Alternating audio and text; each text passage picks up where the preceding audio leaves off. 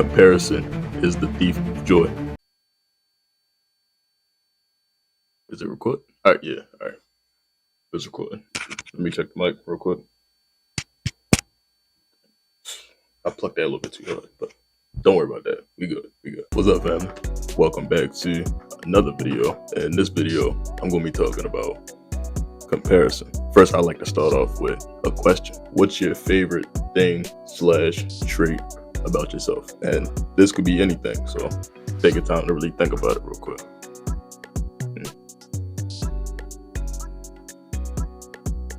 I'm just looking at random stuff. For me, mine is deep thinking on any situation of any possible scenario, any possible situation on something that's currently going on. My next question to you guys is, do you ever feel challenged when someone else is good at that thing / trait? Now, be honest, the truth gonna set you free. Back to looking at random stuff. I got this picture of me on the wall right here. I was 17, baby face. I mean, I don't really got too much facial hair now. I just got the little chin hair. Anyways, right? If you do, that's comparison. And I'll admit it, I compare myself to others at times too.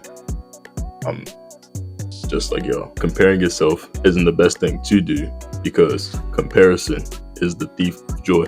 And it all starts with being content with yourself. Going into contentment in the book of Philippians, chapter 4, verses 11 through 13. 13 is a pretty famous verse within itself. This is what it says. Not that I was ever in need, for I have learned how to be content with whatever I have. I know how to live on almost nothing, but with everything. I have learned the secret of living in every situation, whether it is with a full stomach or empty, with plenty or little. For I can do anything through Christ, who gives me strength. Contentment is giving acknowledgement to what you already do have and being fine with having those things and living with those things. It's important to acknowledge what you already have. All the good, all the bad, everything is given to you by God for a reason.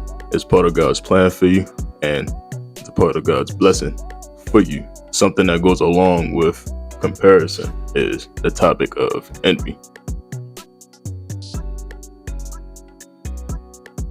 Therefore, since we are surrounded by such a huge crowd of witnesses to life of faith, let us strip off every weight that slows us down, especially the sin that so easily trips us up, and let us run with endurance the race God has set before us. We do this by keeping our eyes on Jesus, the champion who initiates and perfects our faith. Because of the joy awaiting him, he endured the cross, disregarding its shame. Now he is seated in the place of honor besides God's throne. Now, I talked about the crucifixion in my last video, but in general, God has given us so much within our walks of Christ, and there's things that we could deem as highly valuable, or even to like the smallest little bit of detail, or even something that we don't really value at all. All of those things were given to us by God. All of those things are blessings of God. With the things that's going on in your life right now and what you have going on in your life, there's a lot of people that would love to be in your shoes. And God has given this life to you to live. Thinking about that is a blessing in its own. You guys ever sit and think to yourself that y'all were created within the image of God, that we're the embodiment of Christ? Really, like, sit and think about that, because it's the truth. This reminds me of 1 Corinthians chapter 12, and specific chapter 12, verses 12 through 27. It talks about how our body has many parts, each of them different in their own way, and each of them unique in its own way.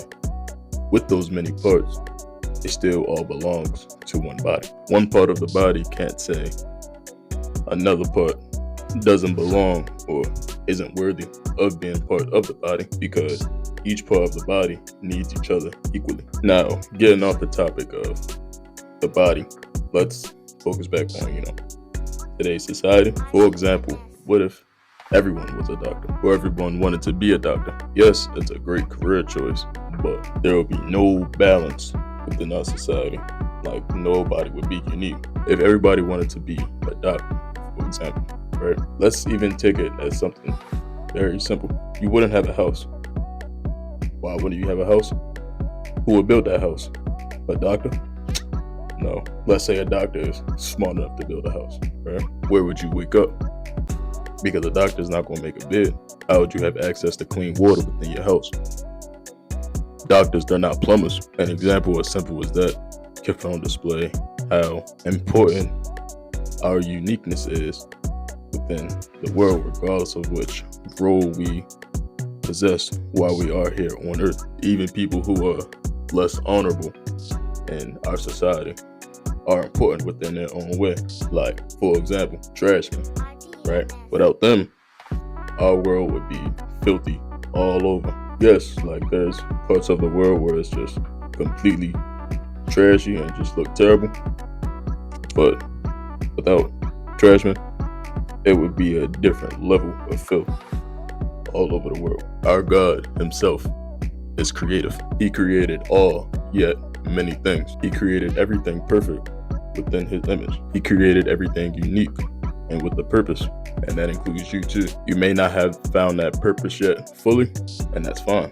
Just know that you're intended to do great things on this earth. But out of all of his creations to create earth and everything that's on earth and that's involved within earth, out of all these beautiful things, he decided to create you because he thought you was important enough and special enough to be here. He decided to create you and bring you here to enjoy his creation and to make an impact on earth. Now, with this new knowledge that I'm giving you, please don't go out here within the world comparing yourself to somebody because they have a trait that you don't possibly possess, or a trait of yours that you think is high of yourself that they may possibly do better. Please don't do that.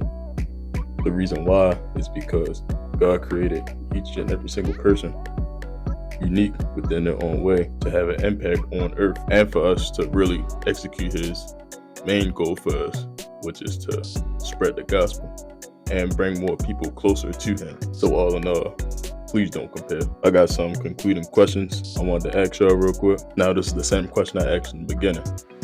What's your favorite thing / trait about yourself? And now, how will it be carried that you know it has been given to you by God? Thank you guys for watching.